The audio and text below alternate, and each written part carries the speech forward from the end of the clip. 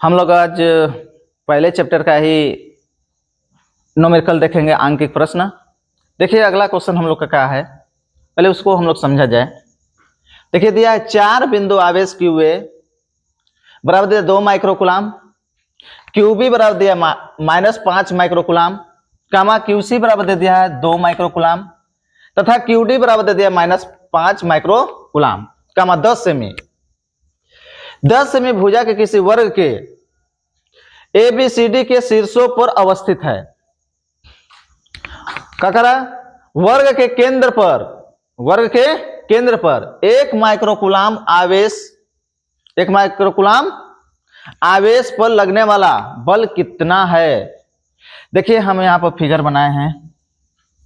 देखिए हम लोग का है वर्ग है 10 सेमी भुजा का है, इसके शीर्षों पर तो देखिए यहां पर शीर्ष ए पर दे दिया 2 माइक्रोकुलाम, शीर्ष ए पर दे दिया 2 माइक्रोकुलाम, शीर्ष बी पर दे दिया है -5 माइक्रोकुलाम। तो ये क्यू ए का मान है, क्यू ए बराबर दे दिया है, ये क्यू बी बराबर दे दिया है, ये क्यू सी बराबर दे दिया है, शीर्ष सी पर है, ये क्यू डी बराबर दे दिया है। तो देखिए हम लोग का शीर्ष ए पर जो है वर्ग के 2 माइक्रोकुलाम का आवेश है, और शीर्ष बी पर जो हम लोग का है -5 माइक्रोकुलाम का, और शीर्ष सी पर जो है 2 माइक्रोकुलाम का, शीर्ष डी पर हम लोग का -5 माइक्रोकुलाम का है। कह रहा है कि इसके केंद्र पर, वर्ग के केंद्र पर 1 माइक्रोकुलाम का आवेश स्थित है, इसके केंद्र पर। तो वर्ग का केंद्र कौन होता है? इनके विकर्णों का जो प्रतिच्छेद बिंदु होता है, मतलब प्रतिच्छेद जो करते हैं, इनके विकर्ण जो है ए सी और हम लोग का जो बी डी है, ये विकर्ण जिस बिंदु पर काटते हैं चाहे प्रतिच्छेद करते हैं वही इस वर्ग का होता है केंद्र होता है। तो वर्ग का हम लोग का विकर्ण बराबर होते हैं और ये विकर्ण एक दूसरे को समद्विभाजित भी करते हैं। कहने का मतलब ये है कि हम लोग का इसका वर्ग का विकर्ण क्या होता है, ए सी बराबर हम लोग का हो जाएगा बी डी, और ये विकर्ण जो होते हैं समद्विभाजित करते हैं। ओ ए बराबर ओ सी, ओ बी बराबर ओ डी, मतलब सब यहां से सब बराबर होंगे। ओ बी चाहे ओ ए, ओ बी, ओ सी, ओ डी सब इक्वल होंगे, सब बराबर होंगे। तो हम लोग मान लेंगे यहाँ पर ओ ए बराबर ओ बी बराबर ओ सी बराबर ओ डी बराबर, मान लिया कि ये दूरी सभी यक्स के बराबर है। चलिए हम लोग मान ले रहे यक्स है। तो देखिए क्या कर रहा है, इसके केंद्र पर वर्ग केंद्र पर 1 माइक्रोकुलाम का आवेश स्थित है, तो इस पर लगने वाला परिणामी बल कितना होगा हम लोग से पूछा जा रहा है। तो देखिए 2 माइक्रोकुलाम का यहां पर है आवेश, तो इसके कारण भी 1 माइक्रोकुलाम पर बल लगेगा। और देखिए प्रतिकर्षण बल होगा, क्योंकि ये भी प्लस है, ये भी प्लस है, दोनों आवेश। देखिए शीर्ष ए पर जो है ये भी धनात्मक आवेश है और केंद्र पर भी धनात्मक आवेश है 1 माइक्रोकुलाम का। जब 2 आवेश सजाती होते हैं तो उनके बीच में सदैव प्रतिकर्षण बल लगता है। यदि देखिए एक यहां पर आवेश है कि यहां पर आवेश है, देखिए दोनों सजाती हैं। यदि ये प्लस Q1 आवेश है, ये प्लस Q2 आवेश है, तो इसके Q1 आवेश के कारण Q2 आवेश पर जो बल लगेगा वो प्रतिकर्षण होगा, ये इधर होगा यह। और Q2 आवेश के कारण, ये Q2 आवेश है, Q2 आवेश के कारण Q1 आवेश पर जो बल लगेगा वो भी प्रतिकर्षण होगा। दोनों पर एक दूसरे के, ये दोनों आवेश एक दूसरे पर प्रतिकर्षक बल लगाते हैं, ऐसा जाती रहेगा। तब यदि यही आवेश विजाती हो, अर्थात एक थे प्लस आवेश एक ठो माइनस, मान लीजिए कि एक थे -Q1 आवेश है, एक थे प्लस Q2 आवेश है, तो देखिए ये Q1 आवेश जो Q2 आवेश पर जो बल लगाएगा, F बल लगाएगा, वो इधर इस दिशा में होगा, Q1 की ओर होगा। और Q2 जो बल लगाएगा आवेश Q1 पर, वो Q2 की ओर होगा, उतना ही बल होगा जितना ये इस पर बल लगा रहा है Q2 पर। और Q2 जो Q1 पर जो बल लगा रहा है वो दोनों बराबर होंगे, दोनों पर बराबर बल लगेगा, इन पर भी बराबर बल लगेगा, लेकिन दिशा विपरीत होगा। इसमें प्रतिकर्षण होगा, इसमें क्या होगा, आकर्षण होगा। देखिए हम लोग का 2 माइक्रोकुलाम का आवेश है यहां पर शीर्ष ए पर स्थित, ये हम लोग का है का 1 माइक्रोकुलाम का आवेश है, तो इसके कारण जो बल लग रहा है ये F है, प्रतिकर्षण हो रहा है, इधर जा रहा है F है। यहाँ शीर्ष सी पर भी हम लोग का 2 माइक्रोकुलाम का आवेश है, अयो धनात्मक है, ये भी धनात्मक, इसके कारण जो इस पर बल लगाएगा ये भी प्रतिकर्षण होगा। जो हमारा शीर्ष सी पर जो आवेश स्थित है इसके कारण जो लगने वाला बल है वो Fc है। इसका मतलब यह है कि Fa और Fc दोनों परिमाण में बराबर है। क्यों? क्योंकि यहां पर 2 माइक्रोकूलाम के कारण जितना हम लोग का 1 माइक्रोकूलाम पर बल लगेगा Fc, चाहे यहां पर शीर्ष A पर जो 2 माइक्रोकूलाम का है 1 माइक्रोकूलाम पर जो लगाएगा बल Fa, दोनों बराबर होंगे। क्योंकि Q1 Q2 का मान यहां पर भी बराबर है, यहां पर भी Q1 Q2 का मान बराबर है, और दूरी भी हम लोग का समान है। दूरी क्या? OA बराबर OC।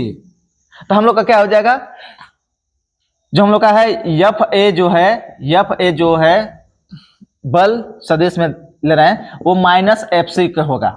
क्या है? परिमाण में तो समान है लेकिन उनकी दिशा क्या है, दोनों की विपरीत है। Fa और Fc क्या है? परिमाण में बराबर है लेकिन इनकी दिशा क्या है? विपरीत है, एक दूसरे के विपरीत है ये। इसी प्रकार देखिए इस शीर्ष बी और शीर्ष डी पर स्थित है, यहां पर भी 5 माइक्रोकूलाम का आवेश है, यहां पर भी 5 माइक्रोकूलाम का आवेश स्थित है, लेकिन ये ऋणात्मक है। दोनों का है, जो बी पर शीर्ष बी पर और शीर्ष डी पर जो आवेश स्थित है वो ऋणात्मक है। तो प्लस माइनस देखिए केंद्र पर जो हम लोग का आवेश स्थित है वो धनात्मक है। प्लस और माइनस आवेशों के बीच में सदैव हम लोग का ऐसा लगता है बल, आकर्षण बल लगता है। तो देखा जाए तो देखिए क्या होगा, चलिए शीर्ष बी पर जो हम लोग का आवेश है 5 माइक्रोकूलाम का, -5 माइक्रोकूलाम का, देखिए इस पे कौन बल लगाएगा? इधर लगेगा, इधर आकर्षण लगेगा। Fb है वो आवेश की ओर, -5 माइक्रोकूलाम का जो आवेश है प्लस 1 माइक्रोकूलाम पर जो बल लगाएगा इधर लगेगा, आकर्षण होगा। प्लस माइनस के बीच में आकर्षण होता है, आकर्षक बल लगता है, तो Fb इधर जाएगा। इसी प्रकार जो शीर्ष डी पर जो स्थित आवेश है -5 माइक्रोकूलाम का, ये 1 माइक्रोकूलाम पर Fd इधर लगाएगा, Fd यहां पर लिया गया है, इधर लगेगा। क्यों? क्योंकि आकर्षण यहां पर होगा, ये प्लस है ये माइनस है, तो इसके कारण जो बल लगेगा इधर होगा, आकर्षण।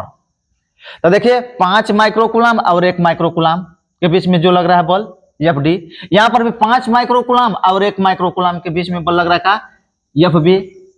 दोनों यहां पर भी परिमाण में समान होंगे, Fb और Fd का होंगे परिमाण में समान होंगे, लेकिन इनकी दिशा क्या है? विपरीत है। तो क्या होगा हम लोग का? Fb बराबर होगा -Fd। ये दोनों क्या होंगे? परिमाण में समान होंगे लेकिन दिशा क्या है? विपरीत, इस वजह से माइनस में है। हम लोग का बिंदु O पर या तो 1 माइक्रोकूलाम पर जो हम लोग का परिणामी जो बल होगा वो क्या होता है? जो परिणामी बल होगा हम लोग का सभी बलों के सदिश योग के बराबर होता है, सभी बलों के सदिश योग के बराबर होता है। देखिए हम लोग का 1 माइक्रोकूलाम पर जो परिणामी बल होगा वो सभी बलों के सदिश योग के बराबर होता है। देखा जाए तो 1 माइक्रोकूलाम आवेश पर लगने वाला परिणामी वैद्युत बल भी लिख सकते हैं, परिणामी बल। देखा जाए परिणामी बल क्या होगा, तो क्या होता है हम लोग का परिणामी बल होगा Fa plus Fb plus Fc plus Fd, सभी बलों का जो है बीजगणितीय योग के बराबर होता है हम लोग का परिणामी बल। तो F वेक्टर F बराबर का होगा, तो Fa का मान कितना है हम लोग का? तो Fa बराबर हम लोग का है कितना? -Fc। माइनस का चिन्ह व्यक्त करता है कि Fa बल जो है Fc जो बल है ये परिमाण में तो बराबर लेकिन ये क्या दिशा में एक दूसरे के विपरीत है। तो हम लोग Fa के स्थान पर क्या रख देंगे हम लोग? -Fc। तो हम लोग का -Fc हो गया प्लस Fb, हम लोग का Fb है तो Fb के स्थान पर क्या हम लोग रख देंगे? -Fd। तो ब्रैकेट में करके लिख दे रहे -Fd प्लस Fc है, Fc इसी तरह हम उतार देंगे, प्लस Fd है, Fd इसी तरह हम लोग उतार देंगे वेक्टर। तो देखिए क्या है? माइनस वेक्टर Fc है प्लस वेक्टर Fc है, तो क्या हो जाएगा? ये कैंसिल हो जाएगा, प्लस माइनस। देखिए प्लस में माइनस गुणा ये तो माइनस हो जाएगा, तो क्या हो जाएगा? वेक्टर हम लोग का हो जाएगा Fd, आई क्या हो जाएगा? प्लस में हम लोग का है वेक्टर एफ डी। तो क्या हो जाएगा, अभी प्लस माइनस को माइनस हो गया तो अभी कट जाएगा, प्लस और माइनस कट जाएगा, तो कुल परिणामी बल कितना हो जाएगा। तो बिंदु हम लोग का ओ पर या हम लोग का 1 माइक्रोकूलम पर जो लगने वाला जो परिणामी बल है वो क्या होगा, शून्य होगा। क्या होगा, शून्य होगा। इनके कारण जो लगने वाला परिणामी बल होगा वो शून्य होगा। ओके, अब हम लोग नेक्स्ट क्वेश्चन देखेंगे। स्टूडेंट हम लोग अब अगला न्यूमेरिकल देखेंगे हम लोग पहला ही चैप्टर का। देखा जाएगा अगला न्यूमेरिकल हम लोग का देख रहा है कि 4 × 10 - -9 कूलाम मीटर, कूलाम मीटर द्विध्रुव आघूर्ण का कोई वैद्युत द्विध्रुव, द्विध्रुव आघूर्ण का कोई वैद्युत द्विध्रुव 5 × 10 - 4 न्यूटन प्रति कूलाम परिमाण के किसी एक समान वैद्युत क्षेत्र की दिशा से 30 अंश पर संरेखित है। द्विध्रुव पर कार्यरत बल आघूर्ण का परिमाण परिकलित कीजिए। परिकलित मतलब गणना करना है। बल आघूर्ण चाहे बलयुग्म का आघूर्ण परिकलित करना है, गणना करना हम लोग को। तो देखिए बलयुग्म का आघूर्ण होता क्या है, बल आघूर्ण वैद्युत द्विध्रुव के कारण जो लगने वाला बल आघूर्ण होता है। देखिए एक समान वैद्युत क्षेत्र है, एक समान ये वैद्युत क्षेत्र है। ये एक समान वैद्युत क्षेत्र का होता है, एक समान वैद्युत क्षेत्र वो वैद्युत क्षेत्र होती है जो क्या होते हैं, समांतर और समदूरस्थ होती हैं। एक समान वैद्युत क्षेत्र एक दूसरे के समांतर होती हैं और समदूरस्थ होती हैं, उसे हम लोग एक समान वैद्युत क्षेत्र कहते हैं। देखा जाए एक समान वैद्युत क्षेत्र है, इसमें एक ठो हम लोग का है वैद्युत द्विध्रुव, वैद्युत द्विध्रुव है। सपोज किया जाए कि ये वैद्युत द्विध्रुव है। अब वैद्युत द्विध्रुव क्या होता है, ये वैद्युत द्विध्रुव है। इसका वैद्युत द्विध्रुव का एक ऋण आवेशित होता है, एक ठो क्या होता है, एक ठो प्लस आवेश होता है। देखिए वैद्युत द्विध्रुव जो होता है उसमें एक ऋण आवेश होता है, एक प्लस आवेश होता है। परिमाण में दोनों समान होते हैं, इनकी प्रकृति विपरीत होती है, अर्थात एगो माइनस आवेश होता है, एगो प्लस आवेश होता है। अल्प दूरी पर स्थित होते हैं। ये अल्प दूरी हम लोग 2l मानते हैं, चाहे 2x चाहे 2d लेते हैं। यदि ये थीटा कोण पर स्थित है, वैद्युत क्षेत्र के साथ ये थीटा कोण बना रहा है, तो इस पर वैद्युत क्षेत्र धन आवेश जो है इस पर एहर बल लगेगा। धन आवेश पर जो लगने वाला बल होता है वैद्युत क्षेत्र की दिशा में होता है, और ऋण आवेश पर जो लगने वाला वैद्युत बल होता है वो वैद्युत क्षेत्र के विपरीत दिशा में होता है। तो ये बलयुग्म लगाता है, ऐसे बलयुग्म लगा के इसे घुमा देगा, घुमाएगा। तो ये वैद्युत क्षेत्र में किसी कोण पर यदि हमारा वैद्युत द्विध्रुव स्थित है तो इस पर बलयुग्म लगता है, बलयुग्म का आघूर्ण, बल आघूर्ण इसे घुमाकर क्षेत्र के अनुदिश करने का प्रयत्न करता है, प्रयास करता है, क्योंकि इस पर बलयुग्म लग रहा है। बलयुग्म का आघूर्ण लगेगा तो उसे घुमाएगा और अपने क्षेत्र के अनुदिश करेगा, वैद्युत क्षेत्र के अनुदिश करने की कोशिश करेगा इसे वैद्युत द्विध्रुव को। तो देखिए बलयुग्म का आघूर्ण के लिए फार्मूला क्या होता है। तो बलयुग्म के आघूर्ण का जो फार्मूला आता है, देखिए पहले फार्मूला होता है हम लोग का बल आघूर्ण टाउ बराबर पीई साइन थीटा होता है। और साइन थीटा, थीटा क्या है, वैद्युत क्षेत्र और वैद्युत द्विध्रुव, वैद्युत क्षेत्र और वैद्युत द्विध्रुव के बीच का यह कोण होता है। तो देखा जाए दिया क्या है, सॉल्व में देखा जाए हल में पहले दिया क्या है, 4 × 10 - 9 कूलाम मीटर। तो कूलाम मीटर किसका होता है, मात्रक वैद्युत द्विध्रुव आघूर्ण का। तो वैद्युत द्विध्रुव आघूर्ण दे दिया है, वैद्युत द्विध्रुव आघूर्ण, वैद्युत द्विध्रुव आघूर्ण को हम लोग स्मॉल p से दिखाते हैं, स्मॉल p से दर्शाते हैं। दे दिया कितना दिया है, 4 × 10 - 9 ये कूलाम सी से coulomb MC metre, coulomb metre.